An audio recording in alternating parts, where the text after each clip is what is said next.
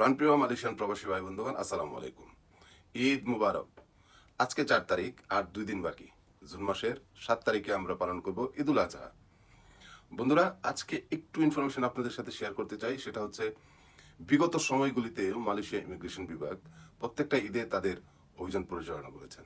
বিশেষ করে যে হটস্পটগুলি আছে মালয়েশিয়া কুয়ালালামপুরের ভিতরে, যেমন কুতারায়া, তারপর বুকিত বিন্তাং, তারপর কেএলসিসি, যেসব জায়গায় মানুষের অনেক ক্রাউড হয়, অনেক মানুষ জমায়েত হয়, সেসব জায়গাগুলোকে টার্গেট করে মালয়েশিয়া ইমিগ্রেশন বিভাগ তাদের যে অভিযান সেটা অব্যাহত রাখে।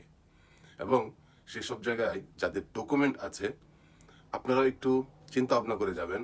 যদি আপনার পারমিট এক জায়গায় থাকে, আপনি অন্য জায়গায় কাজ করতেছেন, যেমন ক্যালের বাইরে আপনার পারমিট, আপনি ক্যালে কাজ করতেছেন, সেসব জায়গায় আপনারা একটু সাবধানে যাবেন। আর যাদের ডকুমেন্ট নেই, আপনারা তো সেই নিরাপদ দূরত্ব বজায় রাখবেনই।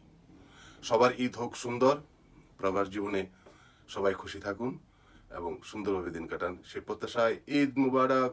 আল্লাহ হাফেজ।